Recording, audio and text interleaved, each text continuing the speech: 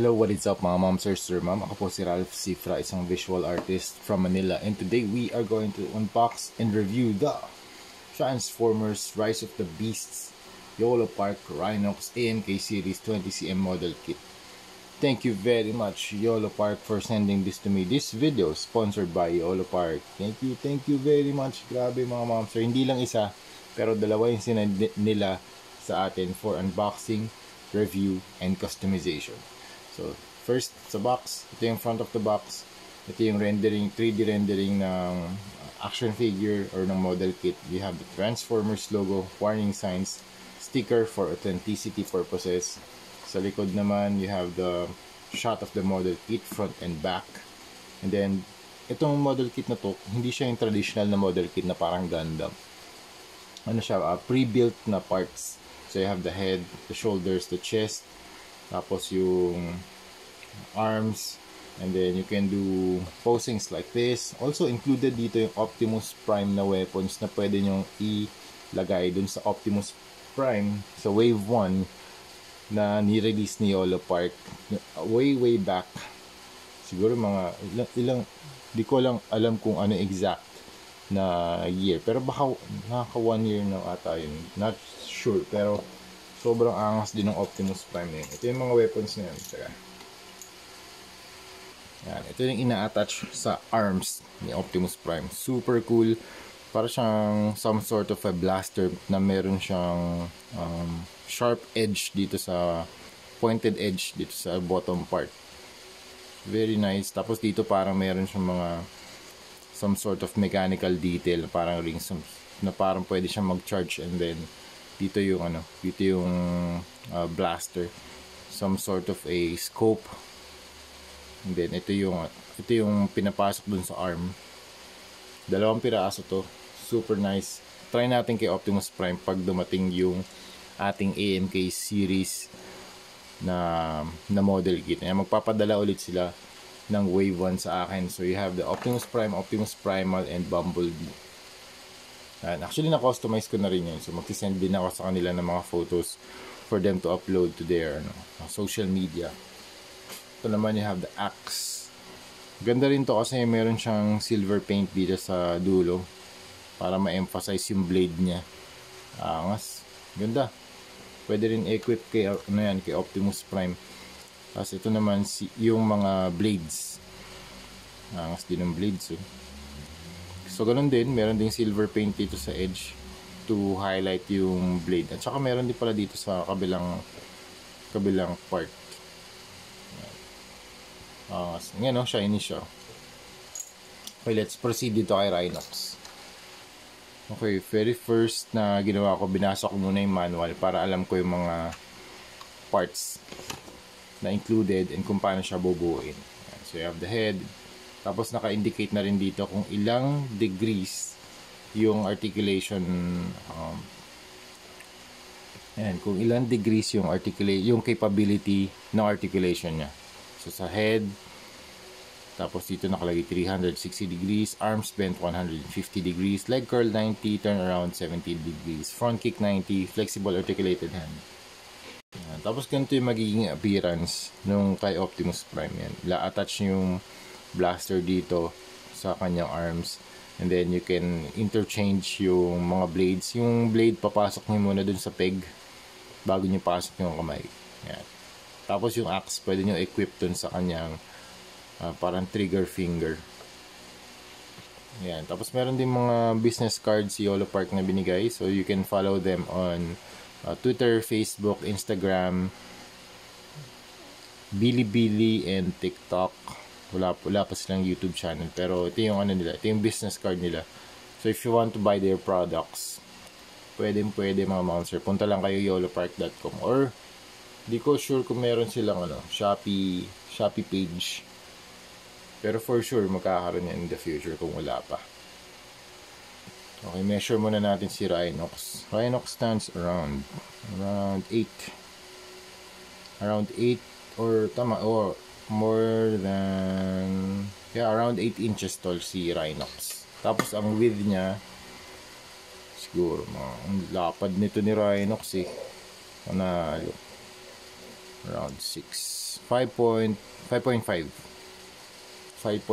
inches. Start muna tayo sa weapons. Ang ganda ng ano niya, ang ganda ng weapons niya. Nga pala, ingat lang kayo dito mga mamsera kasi medyo sharp lang yung mga edges niya. So ito sharp, this one yan, sharp yan. Tapos dito sa likod niya, medyo sharp din to. Lalo na to, yung mga spikes niya, medyo matatalas. Kaya ingat kayo dito. Pag kung papalaruin nyo to sa mga bata or sa children, be very careful kasi matatalas. May ibang parts na matalas. Ayan, dito. Ayan, dito. Dito rin sa paa. Ayan. Ayan, ito yung hammer niya. Yung hammer niya, around ilang inches to? Around 5.5 inches long. Tapos ang ganda ng design. Ayan. May mga spikes 1, 2, 3, 4, 5, 6 na spikes. Tapos you have the para siyang arm yun na merong merong knuckles na spikes. Angas, pwede rin siguro to, no? Equip dito, no? Para ito yung arm niya. Pwede, no? Pwede siguro to maging arm niya. Pwede siguro to i-cut itong part na to. Tapos super glue itong arm. So, stick siguro to pag naging ito yung alternate arm niya. Pero gusto ko sana na re-remove pa rin eh. Ano kaya yun? Pero stick yun kung ito yung ito yung magiging alt arm niya. Pero yun, proceed tayo sa sa details ni Rhinox. Zoom in ko lang Okay, first up dito sa face niya, meron kayong makikitang green, very small green na plastic dun sa kanyang eyes. Hindi lang makita pero ayan. Ayun, kita. Ayan. Sobrang liit lang mga moms dun sa kanyang mata. Just to give it a green sheen dun sa mata. The face sculpt is very sharp, very crisp. Kitang-kita mo yung jawline, yung cheekbone, yung nose, yung eyes, yung shape ng eyebrows, and yung kanyang, ito yung spiked area. Also yung dome ng kanyang head, very nice. Ito smooth. Also meron siyang texture. Yung texture na para siyang rhino. Yung skin ng yung texture ng rhino. Tapos dito, very muscular, very bulky yung dating ng kanyang armor. Lalo na dito sa shoulder pads. Tapos dito naman sa may chest area dito, sa may shoulders or sa likod, hindi ko alam kung anong tawag dito eh. Yeah, I think dito sa may back part na you have 2 spikes. Yan, be very careful Tapos mataas din yung collar niya. Hindi siya natatransform mga mamsera. And then you have the chest. Tapos dito sa baba you have the stomach. Tapos yung colorway niya gray, and yung gray niya parang merong hint ng brown.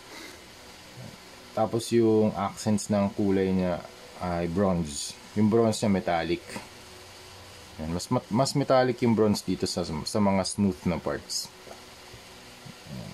Tapos dito sa mga paint, ito actually ang paint lang dito yung yung bronze and silver. Yan, meron kasing silver touches dito eh. Ayan. Tapos everything else gawa siya sa gray plastic. Yan. Very bulky design. I like it. Sobrang angas mga moms. Ang ganda ng mga pistons. Also, yung pistons dito pala sa likod, nag-work siya. Yan, pag nag-articulate kayo, tapos nag-ab crunch siya. Yan. Nag-work yung dito, yung mechanism sa likod. Angas. Ganda ng articulation nito mga moms. Yung mga mechanism kung paano nag-work yung mga joints. Ayan. Tapos sa arm, two-tone din dito. You have the gray and bronze. Halos ganun sa dito sa part na to, sa hips, and dito sa kanyang arms, sa gauntlet. May mga battle damage din na ginawa sila dito sa chest. So meron kang, ang ganda, see-through yung armor niya. So makikita mo yung mechanism sa loob. Meron pa yung meron pa yung detail sa loob eh. Hindi ko lang matanggal tong chest area. Ito rin, no? Dito, gusto ko yung asymmetrical yung design niya. Hindi siya pantay, hindi siya symmetrical. So you have damage here, damage here. Yan, mas malaki yung damage dito. Ayan, see-through pa nga yung yung mechanism dito sa kamay. And then, gusto ko ba yung mga damages? Ito, iba yung cut dito. So you have the single, ito double. And then you have the flat na feet para stable naman yung tayo niya. Very nice. Tapos dito meron ding silver part. Grabe yung mechanism dito sa yung mga exposed mechanism, tuwang-tuwa ako talaga dyan. Grabe, angas. Grabe yung detailing ng mga hydraulics, ng mga pumps, ng mga screws, ng mga joints. Grabe. Tapos ito, meron din pala siyang knuckles, spike knuckles. Oh. Tapos articulated din yan. Wala na siyang alt hands, pero articulated naman yung kamay niya. Right? So again, proceed tayo sa articulation. Yung articulation nga lang nito, medyo matigas. Hindi ko na rin ito todo, pero yan, namumove tong head very slightly to left and right. Tapos front, teka lang, ayan, ganyan. Front, extend to the front and back, look up, look down. Tapos itong kamay niya, naro-rotate to 360 degrees. Di ko na lang din naro-rotate kasi medyo mahirap siya, medyo tight. Yun nga lang, be very careful ha. Meron lang suportahan nyo ng index finger and yung thumb, itong joint na to. Kasi baka magkaroon ng stress marks. Tapos baka mabali. Be very careful. Ginagawa ko dito, tinatry kong i-heat muna bago ko i-rotate. Sorry. Ayan, medyo mahirap. Ayun, na-rotate ko na.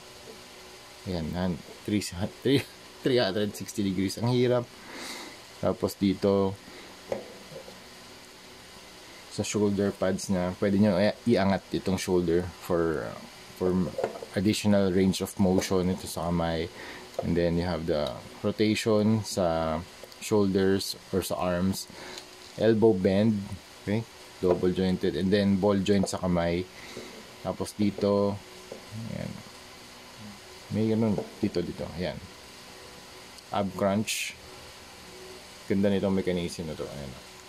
Tapos dito pala sa elbow bend, angas din ang mechanism nito kasi pag baba ko lang, ayan, ito, pag inangat nyo siya, itong armor na to umaangat din. Ayan,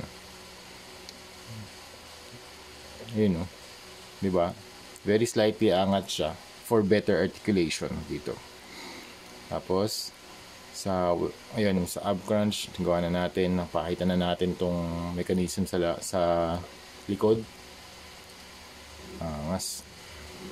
Yan, movement side to side. Okay.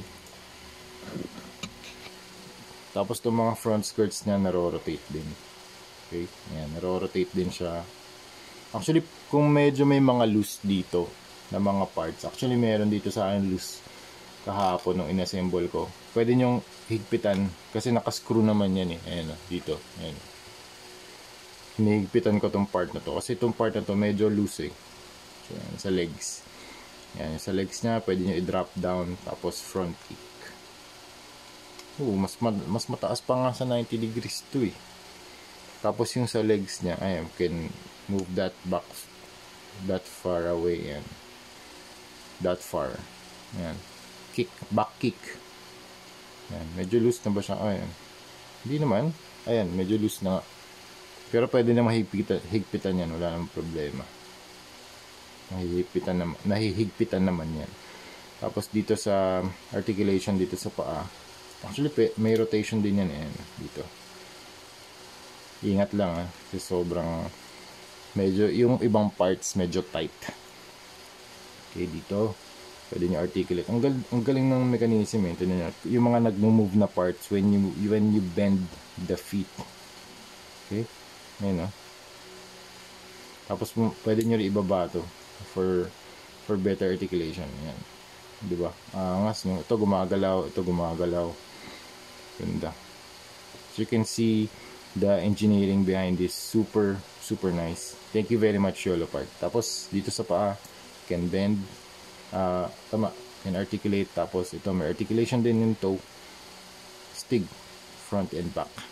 So yun mga ma'am sir, this is a very very cool na model kit. Sobrang angas na dagdag sa inyong collection ng YOLO Park. So if you're going to collect yung AMK series na line nila, this is very bulky. Kasi bulky siguro to ng Optimus Primal. Wala lang akong comparison dito, pero I think isa siya sa pinaka bulky na model kits or armor designs. Okay? O, equip na natin to. Actually, kung paano to ini-equip, dito lang sa kamay. Wala namang siyang wala siyang alt hands, pero maganda rin yung articulated yung kamay niya. Pasok niyo lang dito sa slot, sa peg, tapos grip lang ng kamay. Yun, secured naman. Teka, medyo lumuwag na to, so higpitan na natin Wait lang. Pakita ko rin sa inyo paano ko siya minamodify. Yan, ganito lang. Meron lang akong screwdriver, and then higpitan ko lang din dito. Ayun, lumuluwag lang Yan. Yan. Tapos, okay na siya, mahigpit na. Ayan, wala na. Hindi na siya bumababa. Okay? Yun lang.